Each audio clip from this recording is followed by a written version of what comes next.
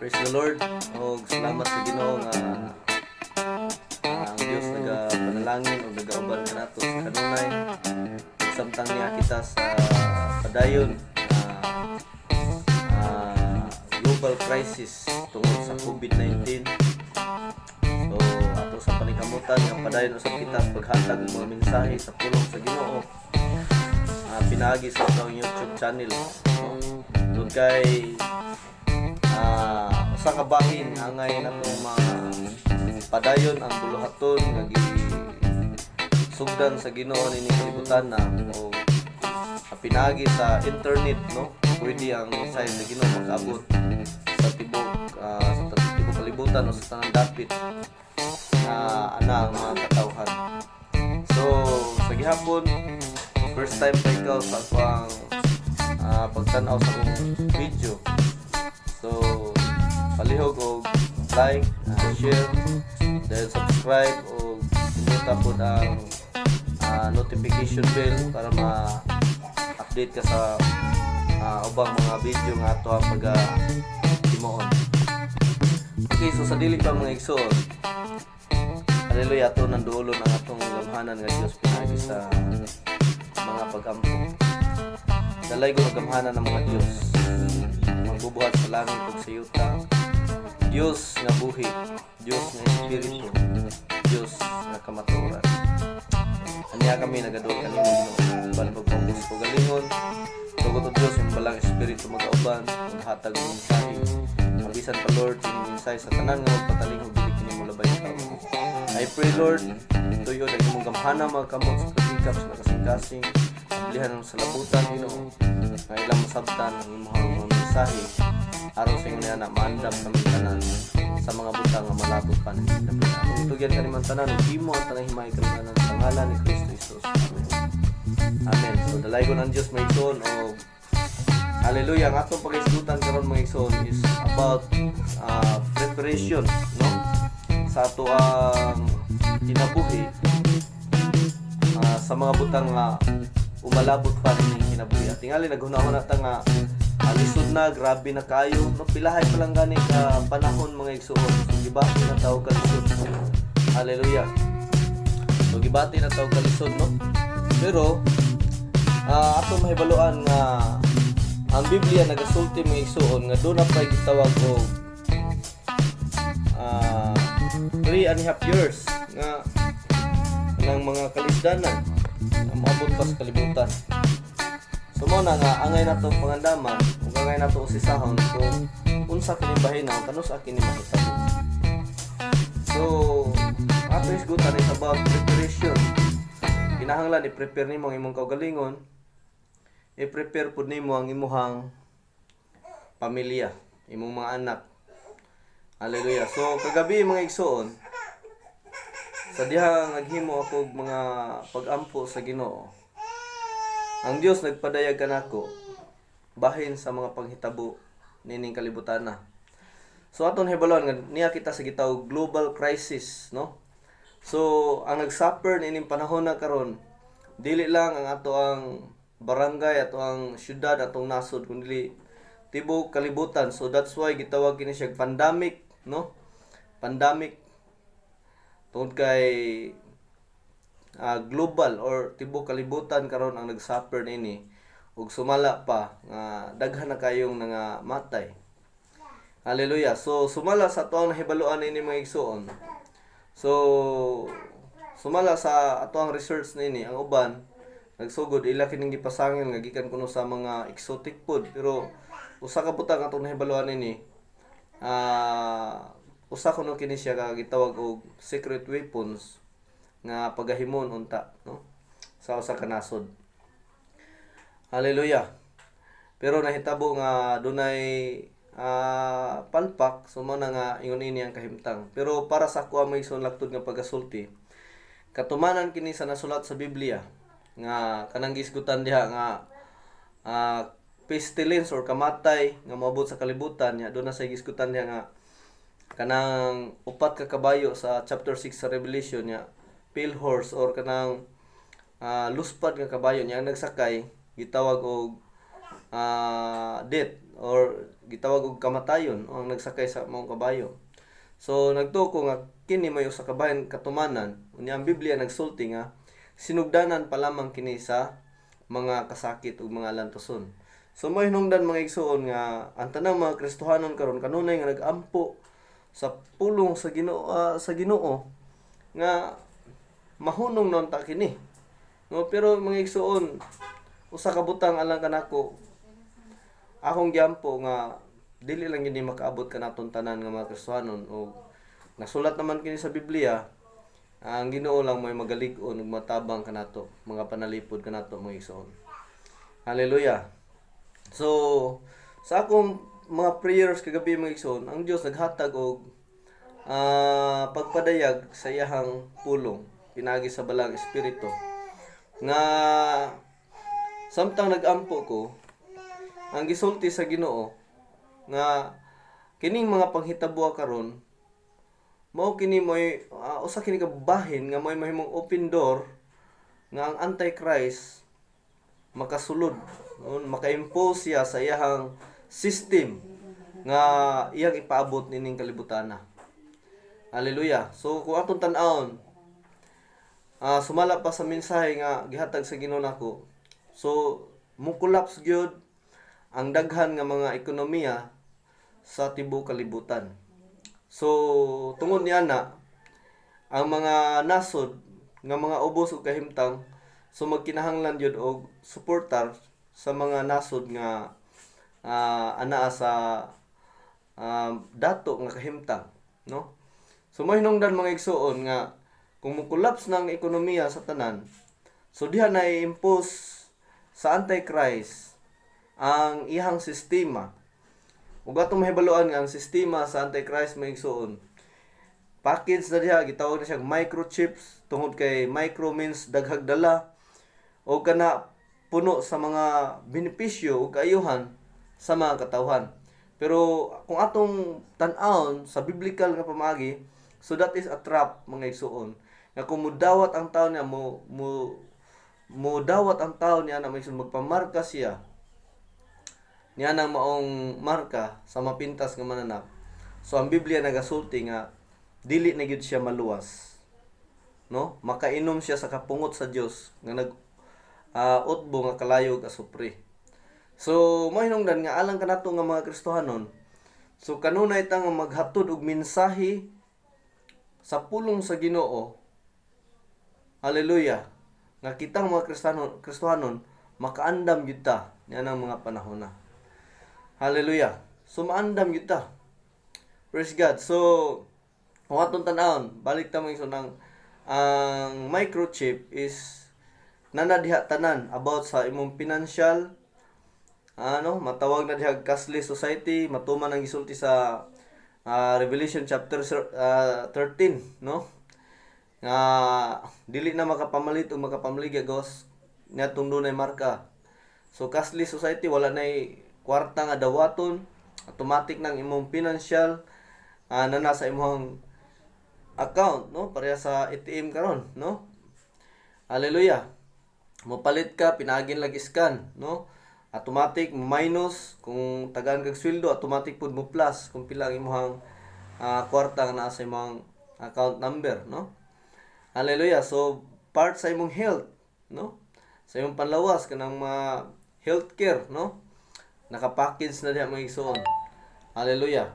So tanan nga benepisyo bisan pa sa mga financial assistance sa government diha na mga 4Ps ingon ana. So diha na ipaabot sa Ginoo. Hallelujah. Diha na ipaabot sa kaaway. Usahon na diha tanan. So kung atong tan-awon, maayo kini nga sistema alang sa mga katawhan. Pero usa kini ka trap kay pinaagi nini ang Biblia nagsulti man nga kung ato nin dawaton mao kani pamaagi nga atong gisimba ang Antichrist. Hallelujah. So kining atong mga panghitabo karon mao ni siya matawag og open door or sinugdanan dalan nga ma-impose sa Antichrist ang ihang sistema sa tibuok kalibutan. So mao na nga bantayanan gyud nato mga igsoon. Okay. Mga igsoon kung doon na kay Bible, pwede nimo sundan kini mga bersikulo nga ako ang pagabasahon karon. Hallelujah. Aron masuta gyud nato kung unsa gyud ang mga butang nga atong atubangon sunod nga mga panahon, sunod ining maong mga alantusona. Hallelujah. So unahon nato basa ang Revelation chapter 2 verse 10 mga igsoon. So nagaingon rin sa verse 10 sa English nga pagkasulti, fear none of those things which thou shalt suffer. Behold, the devil shall cast some of you into prison, that you may be tried, and you shall have tribulation 10 days. Be thou faithful until death, and I will give thee a crown of life. Okay, so unang gisgutan mga igsoon, fear not, no, ayaw kahadloki ang mga butang nga hapit na nimo nga pagaantuson. So ayaw kahadloki. So dapat dili ta mahadlok nini. Tingali nahadlok na ka sa COVID-19, do na natay kahadlok, do na natay kabalaka, may tungod sa tuang pagkakaunon. Unsa lang atong kaugmaon, pero mga igsoon, sinugdanan pa lang kini, gingon sa Mateo. Sinugdanan pa lang kini sa mga alantuson. So giingon rin nga dili nato kahadlokan ang mga butang nga hapit na nato nga pagaantuson. So dunay mga butang nga pagaantuson. Sunod mga igsoon. Hallelujah. Behold, the devil shall cast some of you into prison. So tanawa mga igsoon. Tanawa ang uban kaninyo, ibanlod ni Satanas ngadto sa bilangguan. Ibanlod niya. So doon na gyoy, mga Kristohanon nga mabanlod ngadto sa prisuhan. Okay, supporting verse mga igsoon, chapter 13 sa Revelation gihapon. Hallelujah. Nagaingon rin sa verse, chapter 13 verse 8, and all that dwell upon the earth shall worship him whose name are not written in the book of life. So katong mga katawan nga modawat sa marka, no? Ang ilang pangalan wala masulat sa basahon sa kinabuhi. Dayon sa verse 9, if any man have an ear, let him hear. Kung doon na kay igdulungog, ikaw nga Kristohanon karon, kung doon na kay igdulungog, kinahanglan kang magpatalingog. Sa verse 10, he that leadeth into captivity shall go into captivity. He that killeth with a sword must be killed with a sword. Here is the patient and the faith of the saint. So, sa day mga igsoon, katukunong dakpunon, madakpan yun, o gatong pagapat yun, pinag-espada, mapatay yun. So, ang gisultihan ini, mga Kristohanon mga igsoon. Mga Kristohanon, ang gisultihan ini. Hallelujah. So, kung atong tan-awon sa verse 7 mga igsoon, balik tas verse 7, chapter 13 sa Revelation, and it was given unto him to make war with the saints and to overcome them, no? And power was given him over all kindreds and power and tongues and nations. So ang mapintas ng mananap gihatagag kagahom sa pagpakigubat sa mga Kristohanon, sa mga saints, mga balaan, no? Gihatagan siya katungod sa pagpakigubat niya, buntugon yun niya. So that is a time of tribulation mga igsoon. Okay, balik ta sa atong ibasa chapter 3. So atong gisgutan is ang uban kaninyo ibanlod ni Satanas ngadto sa prison, no? Hallelujah, that he may be tried aron kamo mahimong masulayan. So igsoon, this is a final test, final trials sa tanan nga mga Kristohanon. Dahil sunod, and ye shall have tribulation 10 days. So naagyoy kasakitan. Tribulation. Hallelujah. Gisulti sa Ginoo din siyang pulong. Dayon, be thou faithful until death, and I will give thee a crown of life. So sa una may igsoon, ako kasabot ining mga pulunga kayo, pero tungod sa mga panghitabo sa dagan sa panahon sa kalibnam-anam na nga masabtan na nato uban sa tabang sa Ginoo. So nianang panahon na kinahanglan jud ang atong pagka-pitful. Kung pitful man ganita karon, dapat usab niya ng panahon na ipakita nato ang atong pagka-pitful. So, okay, usa lamang kini siya ka bahin mga igsoon, no? Kung arita sa sinulat ni Jesus Christ sa Mateo verse 10, no? Tan-awon gyapon nato mga igsoon ang verse 10, no? Chapter 10 verse 17. But beware of men, for they will deliver you up to the council, and they will scourge you in their synagogues, and you shall be brought before governors and kings for my name's sake, for testimony against them and the Gentiles. So tanawa mo igsoon. So ang persecution, no? Persecution. So ang mga tao mutaral kanato ngadto sa ilahang mga council, no? Ngadto sa ilahang mga hukmanan.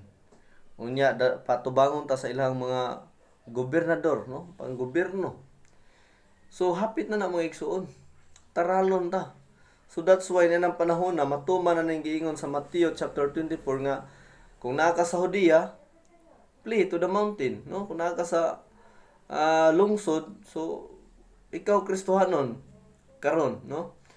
Tingali unsang imong daga sa imong kinabuhi, nindot kag kahimtang sa imong kinabuhi, dato ka, hallelujah, wa ka maanad sa kahimtang nga pinobre, pero kung ikaw pitful gyud ka sa Ginoo, hallelujah, imo ning masinati sunod nining mga panahon na. So flee to the mountain, no?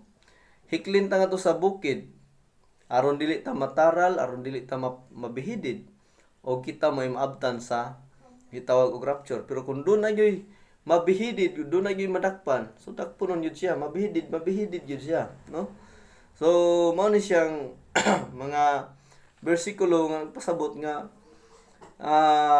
doon na yoy mga alantuson, kasakitan sunod nining panghitabo karon. Okay, kung atong tan-awon sa Mateo, balik ta sa Mateo 24 mo isong kini mao gud siya gitawag og pinaka-kompleto gyud, pinaka-arrange, naka-arrange gyud ni siya, wala ni siya magkabansili gyud mga igsoon. Hallelujah. So kung atong tan-awon tong kahimtang nata sa verse 7, no? Hallelujah. Then gisulti diha nga all these things beginning of sorrow sa verse 8, then shall deliver you up to the afflicted and shall kill you, no? Tanawa mga igsoon, pamatyon ta ang mga Kristohanon, gisulti gyud ni Ginoo, and you shall be hated of all nations for my name's sake, no? Verse 10, and then shall many be offended and shall betray one another and shall hate one another, and many false prophets shall arise and shall deceive many, and because iniquity shall abound, the love of many shall wax cold. Dayon 14, and the gospel, and this gospel of the kingdom shall be preached in all the world for the witness unto all nations, then shall the end come. Sa verse 15 may isang diri ang gitawag og paglingkod sa Antichrist, when ye therefore shall see the abomination of desolation spoken by Daniel the prophet stand in the holy place, no? So ato sa siyang mabasa sa Tesalonica nga mobarog siya dito sa templo sa Dios, nya maungkon siya nga siya ay Dios. Nya 16 magison, let them which be in the Judea flee to the mountain. So mao ni mohikli na magison kay nga naman nining panahon na implementar na ang gitawag og tinatakay sa marka sa mapintas sa mga nap. So kita siyempre di man ta modawat niya na kay bawon ta kung modawat niya na although kana siya naa ang tanang benepisyo din sa kalibutan, no? Financial assistance sa gikan sa gobyerno o mga healthcare, mga yana, no? So nana diha tanan mga igsoon.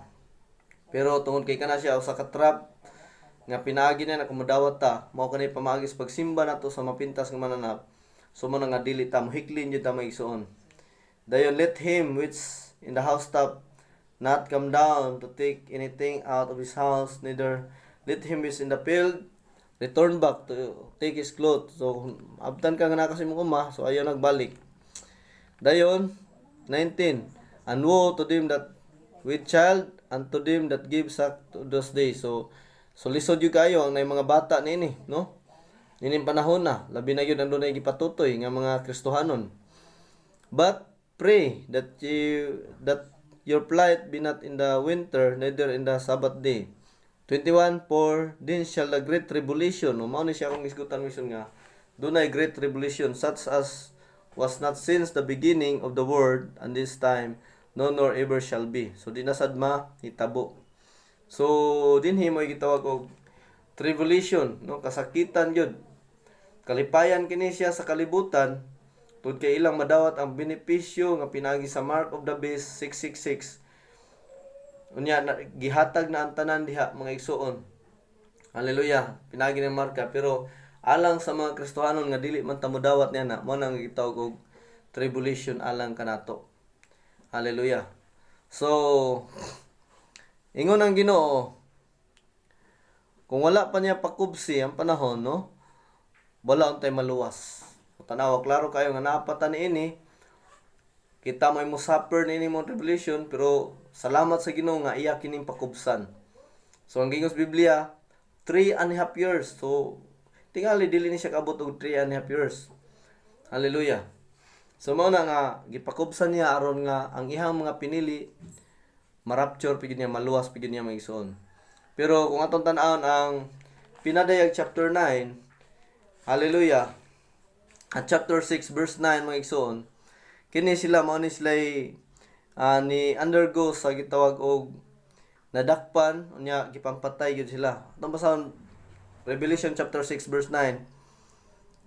And when he had opened the fifth seal, I saw under the altar of souls of them that were slain, no, gipamatay for the word of God tungod sa pulong sa Ginoo, and for the testimony which they held.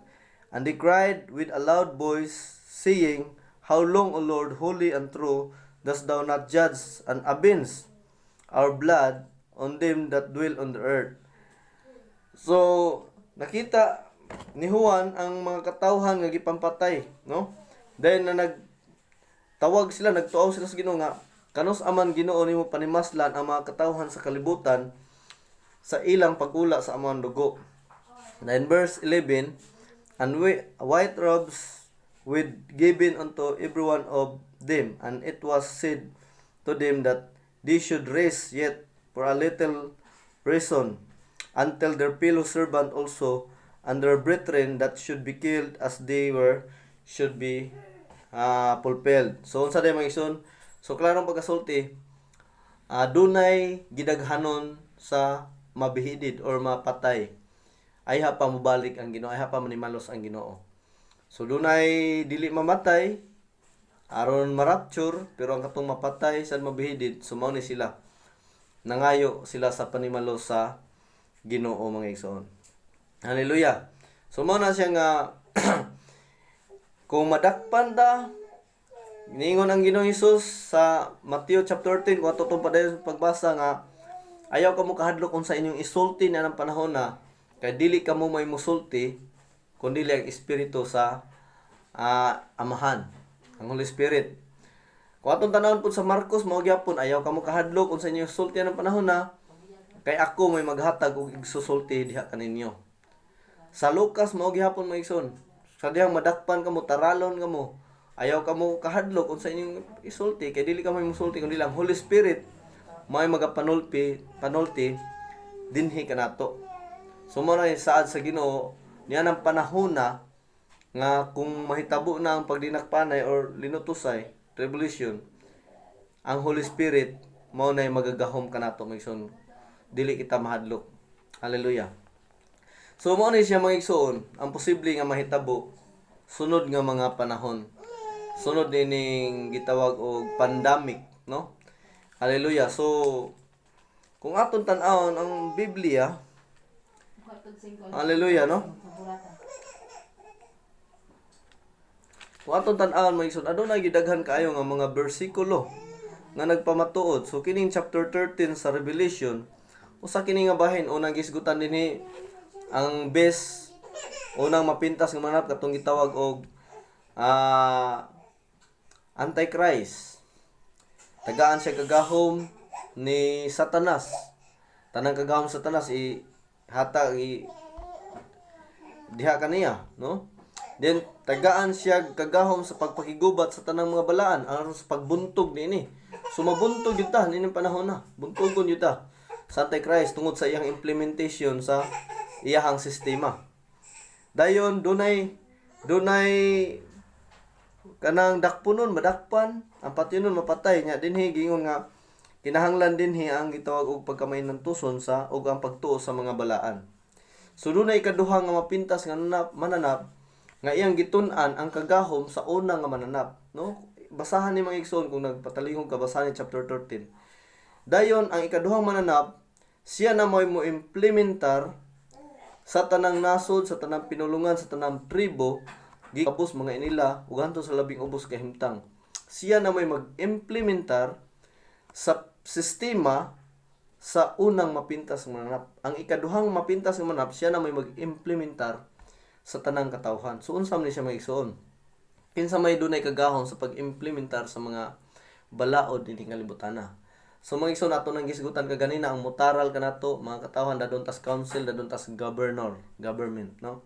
So mao na mga igsoon, klaro ang ikaduhang mapintas sa mananap kining kagahom nga naglihok sa tibuok kalibutan pampandumala mao ni siya ang maglihok sa pagpang-implementar na sa tanang katawhan sa tibuok kalibutan. Dayon doon na siya usa ka larawan, dunay larawan nga mulihok mupatay. No, ang laki ni nga larawan sa gitawag og